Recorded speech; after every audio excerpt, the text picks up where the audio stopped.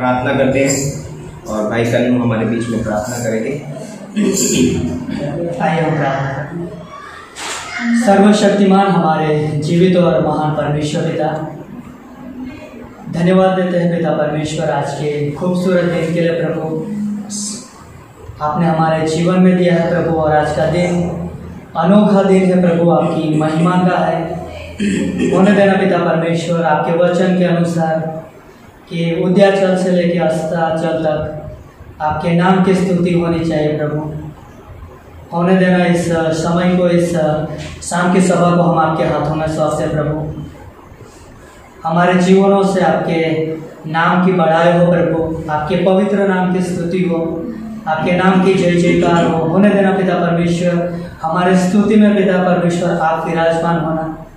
और आज की शाम में पिता परमेश्वर यहाँ पे जमा हुए प्रत्येक व्यक्ति को हम आपके हाथों में सौंपते हैं। हर एक के जीवन को आप तैयार करना आपकी महिमा के लिए। और होने देना पिता परमेश्वर, आज की प्रार्थना सभा को हम आपके हाथों में सौंपते हैं। होने देना हर एक प्रार्थना पिता आपके सन्मुख आपकी महिमा का कारण बने, वैसे हमारी प्रार्थना है प्रभु। धन्यवाद करते हैं, आगे का हर एक समय आपके हाथों में सौंपते हैं। प्रत्येक गानों के द्वारा आपको महिमा मिले प्रभु, वैसे हमारी प्रार्थना पिता। धन्यवाद देते हैं, सारा आदर आपको देते हैं। ये प्रार्थना यीशु मसीह के नाम से मांगते हैं, आमीन। Praise the Lord. आराधना में है छुटकारा, आराधना में है चंगाई, आराधना में है छुटकारा, आराधना में है चंगाई। हरे प्रार्थना में आनंद मिलता है, नाम से प्यारा प्रभु। हरे प्रार्थना में आनंद मिलता है, नाम से प्यारा प्रभु। प्रार्थना करे, आराधना करे, वो अच्छा है, कितना बड़ा है। हालेलुया। प्रार्थना करे, आराधना करे, वो अच्छा है, कितना बड़ा है। छुटकारा पाए हमेशा, हमेशा छुटकारा पाए हमेशा, हमेशा छुटकारा पाए हमेशा। मांगोगे तुम्हें मिलेगा, ढूंढोगे तुम पाओगे, मांगोगे तुम्हें मिलेगा, ढूंढोगे तुम पाओगे। खटखटाओ खुलेगी स्वर्ग की आशीषें, आओ उसे अभी। खटखटाओ खुलेगी स्वर्ग की आशीषें, आओ उसे अभी। प्रार्थना करे, आराधना करे, वो अच्छा है, कितना बड़ा है। वो हालेलुया। प्रार्थना करे, आराधना करे, वो अच्छा है, कितना बड़ा है। छुटकारा पाए हमेशा, हमेशा छुटकारा पाए हमेशा। प्रार्थना करो निरंतर, प्रार्थना करो विश्वास से, प्रार्थना करो निरंतर, प्रार्थना करो विश्वास से। अधिक के साथ विश्वास के साथ होती है सारे भक्तों को। अधिक के साथ विश्वास के साथ होती है सारे भक्तों को। प्रार्थना करे, आराधना करे, वो अच्छा है, कितना बड़ा है।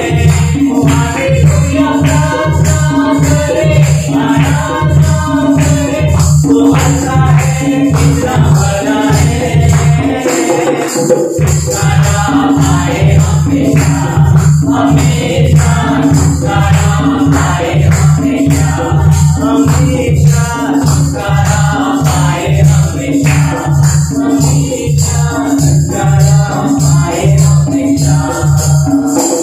सच में परमेश्वर, तेरे नाम में छुटकारा है, तेरे नाम में चंगाई है तेरा परमेश्वर। धन्यवाद देते, धन्यवाद करो, तेरे नाम को पूजा, इसलिए हम तेरे नाम की जय जयकार है।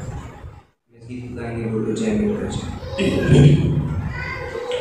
बोलो जय मिलकर जय, बोलो जय यीशु की जय, बोलो जय मिलकर जय, बोलो जय यीशु की जय, बोलो जय जय जय, बोलो जय जय, बोलो जय यीशु की जय, बोलो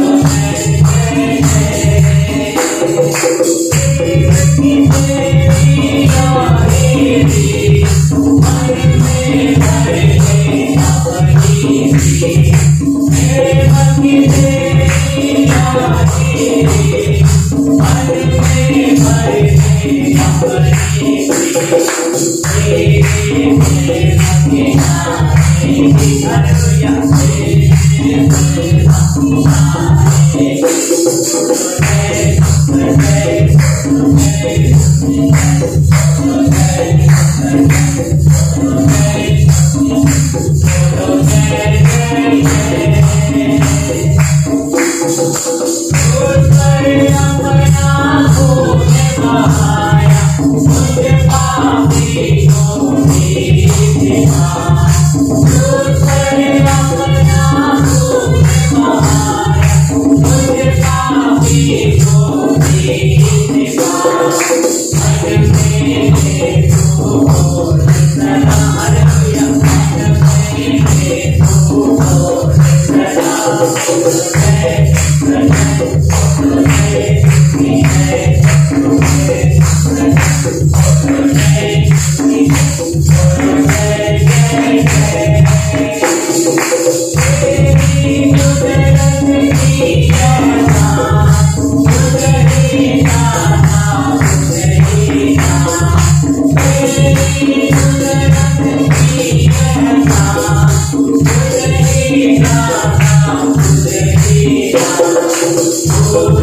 बोलो जय जय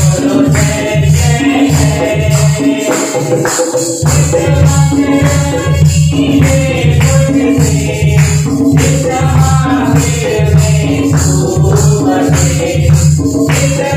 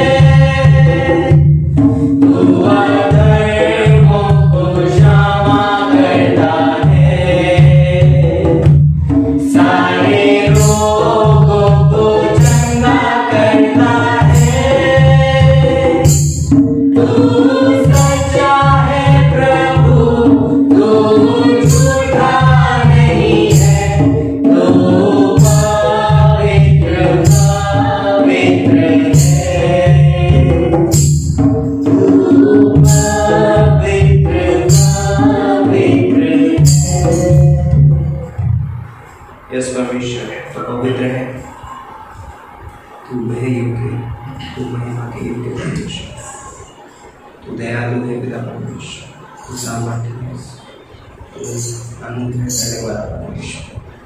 धन्यवाद देते पिता परमेश्वर, तेरे नाम को ऊंचा उठाते हैं, तेरी महिमा तेरी स्तुति करते हैं पिता परमेश्वर।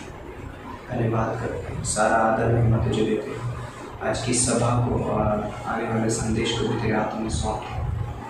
धन्यवाद करते हैं, सारा आदर महिमा तुझे प्रभु यीशु मसीह के नाम से। आमीन। हम वचन में जाते हैं और मेरे साथ निकाल सकते हो दूसरा तीमुथियुस उसका पहला अध्याय और उसकी तीसरी पंक्ति। हम जानते हैं कि आज का बुधवार का जो हम इस महीने का पहला हफ्ता है, तो और उसमें हम पहले बुधवार के दिन हम प्रार्थना सभा रखते हैं। तो ये प्रार्थना का समय है और प्रार्थना के बारे में हम कुछ क्षण देखेंगे। तो निकल सकते मेरे साथ दूसरा तीमुथियुस उसका पहला अध्याय और उसकी तीसरी पंक्ति।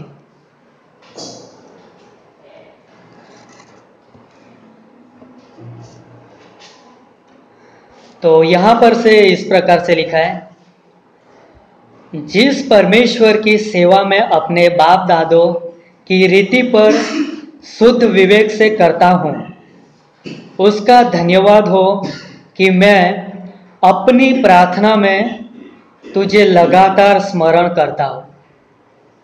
लास्ट भाग में हम देखेंगे तो वहाँ पे लिखा है कि मैं अपनी प्रार्थना में तुझे लगातार स्मरण करता हूँ।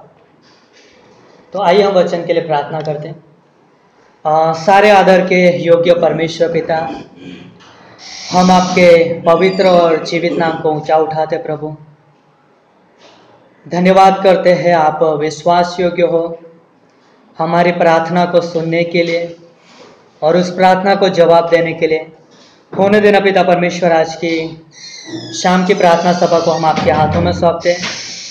आप आशीषित करना पिता परमेश्वर, इस समय को अभिषेक करना, वैसे हमारी प्रार्थना है। धन्यवाद करते हैं, सारा आदर आपको देते हैं। आज के वचन के द्वारा आप हमसे बातें करना, उत्साहित करना, प्रार्थना यीशु मसीह के नाम से मांगते हैं, आमीन। तो जैसे हमने वचन में देखा और वचन में लिखा है कि मैं अपनी प्रार्थनाओं में तुझे सदा लगातार स्मरण करता हूँ। तो आपने स्मारक देखा है? स्मारक जैसे कि मानगढ़ में है, जिग्नेश भाई जाके आए, वहाँ पे एक किला है और फेमस इंडिया गेट भी है, इंडिया गेट। तो मतलब स्मारक क्यों रखे जाते हैं? यादगिरी के लिए। कुछ घटनाएं होती है, कुछ बातें ऐसी बनती है, तो उन बातों को मतलब स्मरण के लिए, उन बातों को याद रखने के लिए स्मारक बनाए जाते हैं, ताकि मतलब कोई व्यक्ति आसानी से न भूल जाए। जब भी उस दृश्य को देखे तो तुरंत उस घटना को, उस बातों को याद कर ले, और इसलिए वो स्मारक बनाया जाता है। तो जैसे कि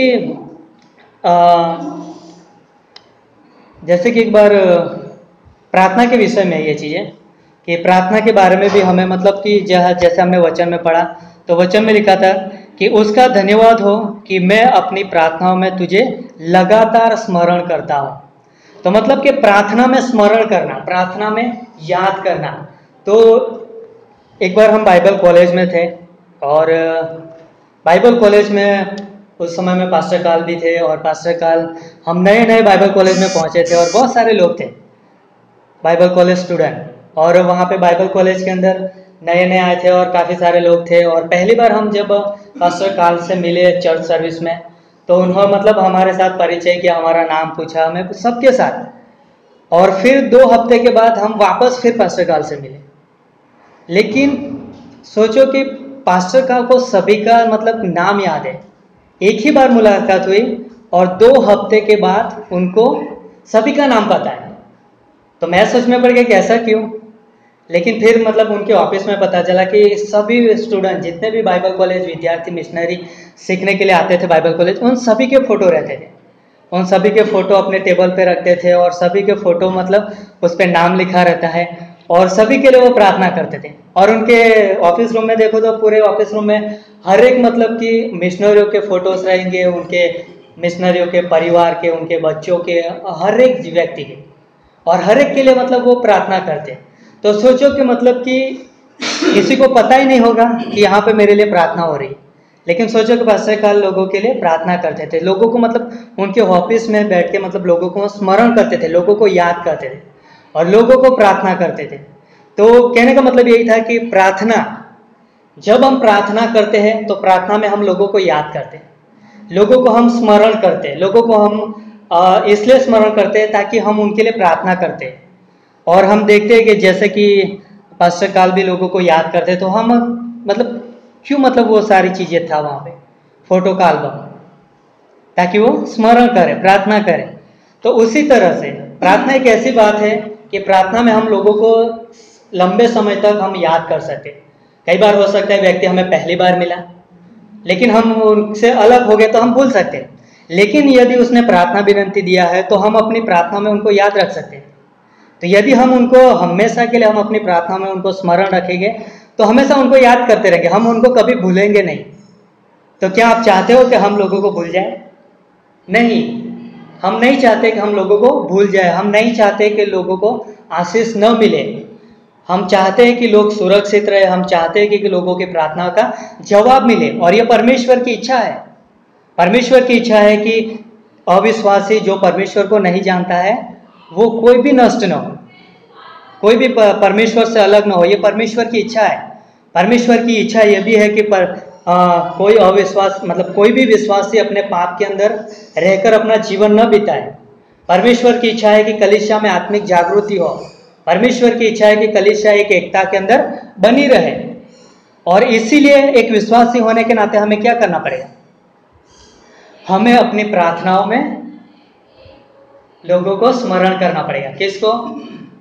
हर एक विश्वासी भाई बहन को, चाहे कलीसिया के सदस्य क्यों न हो, पासवान क्यों न हो, मिशनरी क्यों न हो, हर एक को हमें अपनी प्रार्थनाओं में याद करना पड़ेगा और हमें उनको स्मरण रखना पड़ेगा अपनी प्रार्थनाओं में, ताकि हम आसानी से उनको भूल न जाए। तो जैसे हमने यहाँ पे देखा 2 तीमुथियुस उसका 1 अध्याय उसकी 3री पंक्ति में कि वहाँ पर पौलुस तीमुथियुस को पत्र लिखता है, और तीमुथियुस को पत्र लिखते समय कहता है कि मैं सदा लगातार तुम्हें अपनी प्रार्थनाओं में स्मरण करता हूँ, मैं तुम्हें याद करता हूँ अपनी प्रार्थनाओं में। तो मतलब पौलुस हमेशा प्रार्थना के लिए वो तैयार रहता है, और पौलुस हमेशा प्रार्थना के लिए इसलिए तैयार रहता है कि वो हमेशा लगातार किसी के लिए प्रार्थना करे, उनके लिए विनंती करे, उनके लिए मध्यस्थता करे। और इसलिए हम जानते हैं कि पौलुस हमेशा प्रार्थना के लिए तैयार था।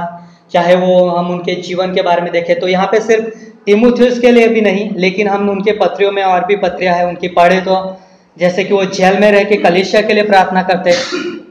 हम उनको देखें नदी किनारे जब सुसमाचार प्रचार करने जाता है तो नदी किनारे बैठ के प्रार्थना करता है टीम के साथ। मतलब कि उनके जीवन को हम देखें तो ज़्यादातर उनका जीवन हमेशा प्रार्थनामय था, और प्रार्थनामय हमेशा वो लोगों को स्मरण करता था, और यहाँ तक कि वो अपने आप को भी लोगों को प्रार्थना विनंती देता था कि आप भी मेरे लिए प्रार्थना करना, आप भी अपनी प्रार्थनाओं में मुझे स्मरण करना, आप भी मुझे याद करना, क्योंकि प्रार्थना हमारे जीवन के लिए बहुत ही महत्वपूर्ण भाग है। और इसलिए एक विश्वासी होने के नाते हमें प्रार्थना अपने खुद के जीवन के लिए करना है, और दूसरों को हमें अपनी प्रार्थनाओं में याद भी करना है। और हम जानते हैं कि आज का ये समय प्रार्थना का समय है, और इसलिए हम सब लोग आज सब मिलकर प्रार्थना करेंगे। और हम जानते हैं कि पौलुस जब तीमुथियुस को प्रार्थना के बारे में उनको स्मरण करता है तो उनको मतलब बहुत खुशी से और आनंद के साथ वो प्रार्थना करता है। तो हमारे जीवन में भी एक आनंद होना चाहिए प्रार्थना के समय में, हमारे पास एक उत्साह होना चाहिए प्रार्थना के लिए। और हम देखते हैं कि पौलुस मतलब इतना प्रार्थनामय जीवन अपना क्यों जीता था? क्योंकि वो परमेश्वर को अपने व्यक्तिगत रीति से मतलब परमेश्वर को बहुत करीब से वो जानता था, परमेश्वर के स्वभाव को बहुत ही अच्छी तरह से समझता था, और वो जानता था कि परमेश्वर कौन है। वो जानता था कि यीशु मसीह वो मेरा प्रभु है, वो मुझे छुटकारा देने वाला परमेश्वर है। पौलुस को पता था कि वो चंगाई देने वाला पता है, पौलुस को पता था कि उसी के द्वारा ही मेरा उद्धार हुआ है, उसी के द्वारा मैं बचाया गया हूँ, और उसको पता है कि मेरे जीवन की जो सुरक्षा है वो परमेश्वर की ओर से ही है। और इसीलिए वो हमेशा परमेश्वर पर भरोसा रखता था। उसको पता था कि मेरी प्रार्थना का जवाब यीशु मसीह जो जीवित परमेश्वर है वो मेरी प्रार्थनाओं के जवाब लेके आएगा। और इसलिए वो अपना हियाव नहीं छोड़ता था, और इसलिए वो अपनी आशा को बनाए रखता था, और इसलिए वो विश्वास में दृढ़ होके वो निश्चित रहता था कि, और इसलिए वो लोगों को अपनी प्रार्थना में स्मरण करता था। तो हमें प्रार्थना जब हम करते हैं तो हमें लगातार स्मरण करना है, सिर्फ आज के दिन के लिए ही नहीं, लेकिन हम जब भी हमें समय मिलता है, जब भी हमें कोई भी चाहे दिन हो, हर एक समय में, हर एक प्रतिदिन हमें अपने जीवन में हमारे खुद के लिए और दूसरों के लिए हमें प्रार्थना करना है। तो सिर्फ विश्वास ही मतलब कि हम ही स्मरण नहीं करते एक दूसरों को प्रार्थना में, लेकिन परमेश्वर भी हमारी प्रार्थनाओं को स्मरण रखता है। जैसे प्रकाशित वाक्य उसका 8वां अध्याय और 3 से 4 में हम देखेंगे तो वहाँ पर लिखा है कि परमेश्वर अपने सोने के प्याले में हमारी हर एक विश्वासियों की, जो संत है, जो परमेश्वर के लोग हैं, जो परमेश्वर के चुने हुए, परमेश्वर जिनसे प्रेम करता है, और जो लोग परमेश्वर को जानते हैं और परमेश्वर को दोहाई देते हैं, तो परमेश्वर उनकी प्रार्थनाओं को सुनता है। परमेश्वर उनकी प्रार्थनाओं को अपने सोने के कटोरे में एक जगह पे जमा करता है। क्यों? वो भी हमारी प्रार्थनाओं को स्मरण रखता है। परमेश्वर भूलने वाला परमेश्वर नहीं है, लेकिन वो हमें दिखाना चाहता है कि मैं तुम्हारे लिए चिंता करता हूँ, मैं तो तुमने जो प्रार्थना किया था उस प्रार्थना का मैं सुन लिया है। और हम देखते बाइबल में बहुत सारे उदाहरण, जकरिया ने प्रार्थना किया था और उसको परमेश्वर सही समय में उनको जवाब देने वाला था, लेकिन उनको लगा कि मेरी प्रार्थना नहीं सुनी जाएगी, तो उन्होंने क्या किया था? प्रार्थना करना बंद कर दिया था। लेकिन फिर भी वो विश्वास योग्य थे परमेश्वर के प्रति, कि उनको पता था कि परमेश्वर विश्वास योग्य है हमारी प्रार्थनाओं के प्रति, और वो विश्वास योग्यता के साथ परमेश्वर की सेवा करते थे। लेकिन क्या हुआ, एक समय स्वर्गदूत ने उसको आके कहा कि हे जकरिया, तेरी प्रार्थना सुन ली गई है, तो भयभीत न हो। और हम कर्नेलियस के बारे में भी देखेंगे कि वो उसने भी प्रार्थना किया, और उसने भी प्रार्थना की, और स्वर्गदूत ने कहा, उनसे बातें किया और कहा कि तेरी प्रार्थना परमेश्वर ने स्मरण के लिए ले लिया है, इसलिए तू चिंता मत कर, तेरी प्रार्थना परमेश्वर तक पहुंचाई गई है। तो जब एक विश्वासी कभी भी परमेश्वर के सन्मुख जाता है, कभी भी वो परमेश्वर के पास प्रार्थना में परमेश्वर के सामने मांगता है, अपनी बातों को परमेश्वर के सामने रखता है, तो उसकी प्रार्थना परमेश्वर तक पहुंचाई जाती है। और परमेश्वर तक इसलिए पहुंचाई जाती है कि परमेश्वर उन प्रार्थनाओं को स्मरण रखता है। क्यों? हमारी प्रार्थनाओं का जवाब देने के लिए, और इसलिए परमेश्वर हमारी प्रार्थना का स्मरण रखता है। तो इसलिए हमें विश्वासी होने के नाते हमें परमेश्वर के वचन के द्वारा हमें उत्साहित होना है कि हमारी प्रार्थनाओं का जवाब है, और इसलिए हमें अपने उत्साह को बढ़ा के रखना है, हमें प्रोत्साहन रहना है प्रार्थना के प्रति, और प्रार्थना के प्रति हमें दृढ़ विश्वास में रहना है, क्योंकि हमारी प्रार्थनाओं का जवाब है। और इसलिए हम नीति वचन 5 और 6 में देखते हैं, और उसमें लिखा है कि यहोवा को स्मरण कर और सारे काम उसको सौंप दे, ताकि वो तेरे लिए एक आसान मार्ग निकालेगा। तो ये समय है प्रार्थना का, और उस समय के अंदर जब हम प्रार्थना में जाएंगे तो हम परमेश्वर को स्मरण करेंगे, हम उसको धन्यवाद देंगे कि बीते समय में भी आपने हमारी बहुत सारी प्रार्थनाओं को सुना है।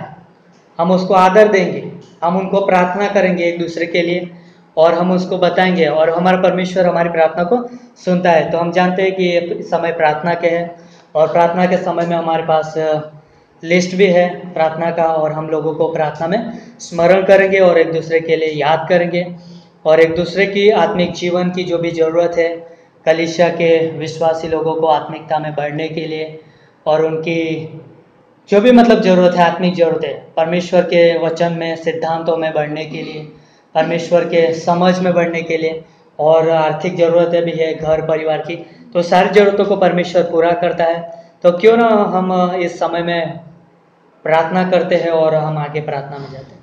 तो आइए हम प्रार्थना करते हैं। धन्यवाद देते हमारे सृष्टिकर्ता महान परमेश्वर,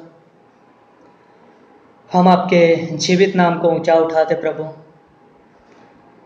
हम धन्यवाद देते हैं कि आप हमारी प्रार्थनाओं को सुनने वाले परमेश्वर हो, और हम जानते हैं बाइबल के अंदर कि बहुत सारी ऐसी घटनाएं हैं, बातें हैं जिनमें आपने लोगों को प्रार्थनाओं को सुना है पिता, और जवाब दिया है प्रभु। हाँ पिता परमेश्वर, आप विश्वास योग्य हो, और सिर्फ बाइबल में ही नहीं लेकिन बाइबल के बाहर भी आपने अद्भुत काम किया है पिता परमेश्वर, लोगों की अद्भुत गवाहियाँ है पिता परमेश्वर। होने देना आज की शाम में प्रभु जो भी हम प्रार्थनाएं करेंगे वो आपके लिए ग्रहण योग्य हो प्रभु, आपको भय और आपकी महिमा हो, आपके नाम की बड़ाई हो, वैसी हमारी प्रार्थना है। धन्यवाद करते हैं पिता परमेश्वर, आगे का हर एक समय आपके हाथों में सौंपते हैं। ये प्रार्थना यीशु मसीह के नाम से मांगते हैं, आमीन।